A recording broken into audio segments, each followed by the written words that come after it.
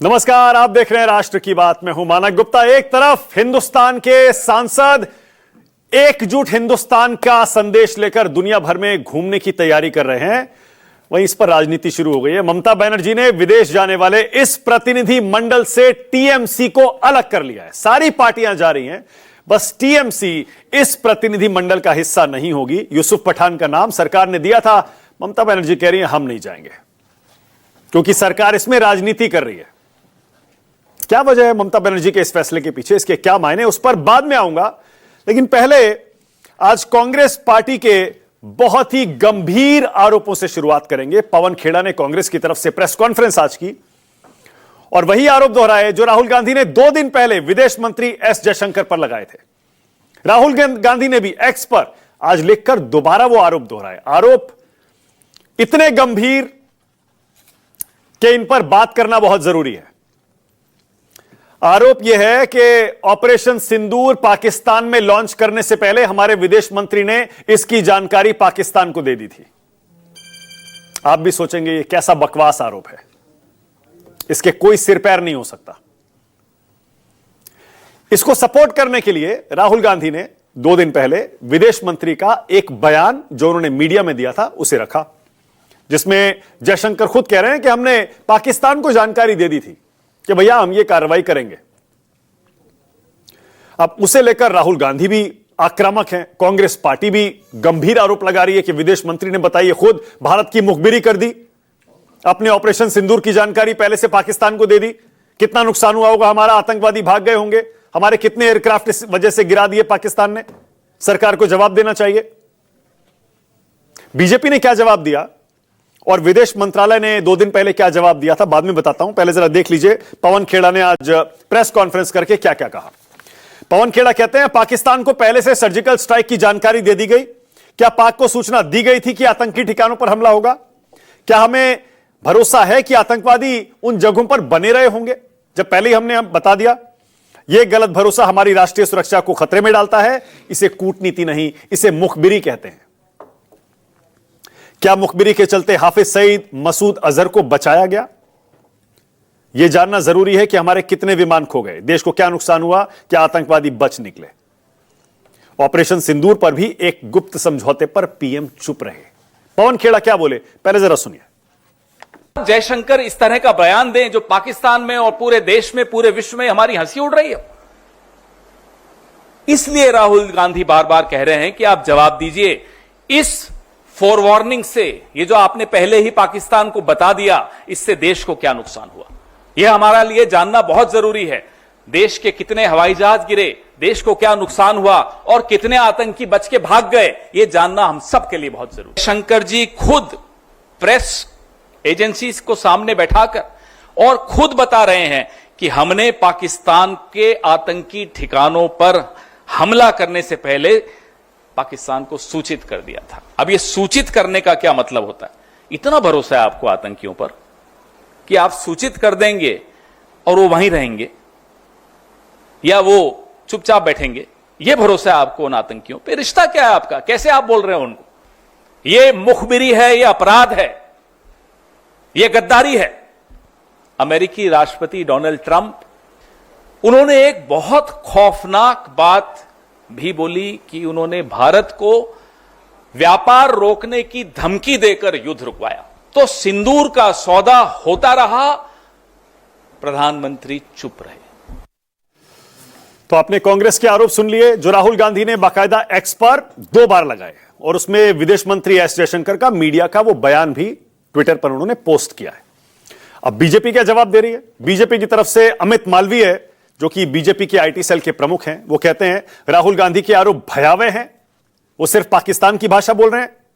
मैं 11 मई के हमारे डीजीएमओ का बयान दोहराता हूं। डीजीएमओ ने पहले हमले के बाद पाक को चेतावनी दी थी।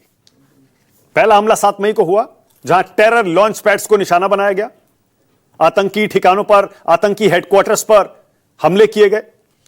अमित मालवीय बता रहे हैं कि डीजीएमओ ने अपनी प्रेस कॉन्फ्रेंस में बता दिया था कि हमने पाकिस्तान के आतंकी अड्डों पर निशाने बिना बताए किए थे और उसके बाद हमने पाकिस्तान को फोन लगाने की कोशिश की थी।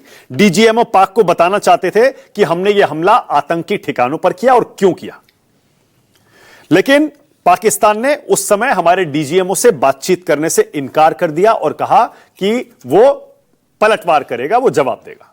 यह डीजीएमओ ने बताया था।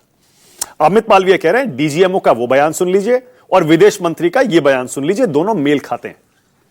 हमने 7 मई को ऑपरेशन सिंदूर लॉन्च किया, आतंकी अड्डे बर्बाद किए, उसके बाद पाकिस्तान को बताया गया कि हमने यह कर दिया है। और अमित मालवीय कह रहे हैं कि हमारे विदेश मंत्री के बयान को कांग्रेस तोड़ मरोड़ कर पेश कर रही है, राहुल को इससे बचना चाहिए।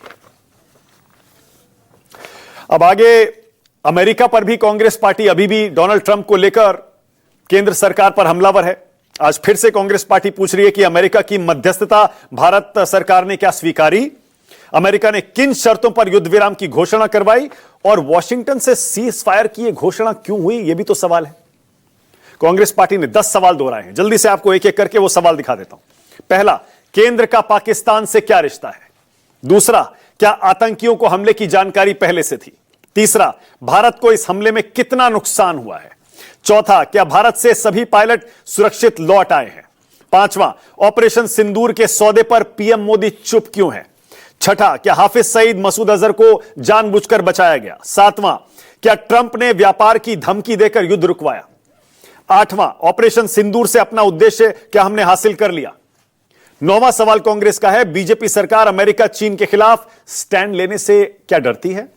और 10वां और आखिरी सवाल, क्या भारत अभी भी युद्ध की स्थिति में है? ये 10 सवाल कांग्रेस पार्टी लगातार पूछ रही है, आज भी उसने दोहराए हैं। अब राहुल गांधी ने एक्स पर क्या लिखा था वो भी जरा आपको जल्दी से बता दूं। हालांकि पवन खेड़ा ने वही सब प्रेस कॉन्फ्रेंस में दोहराया है। राहुल गांधी जयशंकर पर हमलावर हैं, कह रहे हैं जयशंकर की चुप्पी सिर्फ बयानबाजी नहीं है, यह निंदनीय है। हमने कितने भारतीय विमान खोए क्योंकि पाकिस्तान को पता था। यह कोई चूक नहीं, यह एक अपराध था, देश को सच्चाई जानने का हक है। अब इधर हिंदुस्तान की सरकार ने ऑल पार्टी डेलीगेशन दुनिया भर में भेजने का जो फैसला किया, सारे डेलीगेशंस की घोषणा हो चुकी है। विदेश सचिव विक्रम मिस्री खुद हर एक डेलीगेशन को ब्रीफ कर रहे हैं कि वहां जाकर अपने भारत के पॉइंट ऑफ व्यू को, नजरिए को, संदेश को कैसे रखना है दुनिया के सामने। लेकिन आज टीएमसी ने इस डेलीगेशन से खुद को अलग कर लिया। टीएमसी के सांसद यूसुफ पठान का नाम सरकार ने एक डेलीगेशन में रखा था, लेकिन टीएमसी की तरफ से अभिषेक बनर्जी कहते हैं हमारी पार्टी से कौन जाएगा यह हमारी पार्टी का निर्णय है, केंद्र सरकार हमारी पार्टी पर फैसला नहीं ले सकती, केंद्र यह तय नहीं कर सकती कि कौन जाएगा। अभिषेक बनर्जी क्या बोले, जरा सुनिए। The BJP is at the helm. They are responsible for running the country. They are running the union government. They can decide on their part कि बीजेपी से कौन जाएगा, लेकिन तृणमूल से कौन जाएगा ये बीजेपी का लोग कैसे तय करेगा?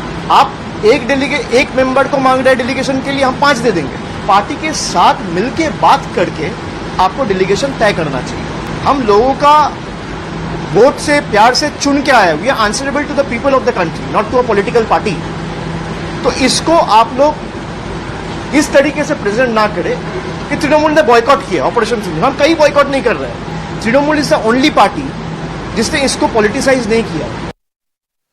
चलिए डिबेट शुरू करते हैं। राष्ट्र की बात में आज का सवाल आ रहा है आपकी स्क्रीन पर। आज का मेरा पहला सवाल यही है, क्या ऑपरेशन सिंदूर में ये जो मुखबिरी का आरोप लगा रही है कांग्रेस पार्टी, ये क्यों लगा रही है, क्या आधार है इसका? और दूसरा, विदेश दौरे से ममता ने यूसुफ पठान को, अपने सांसद को, क्यों हटाया?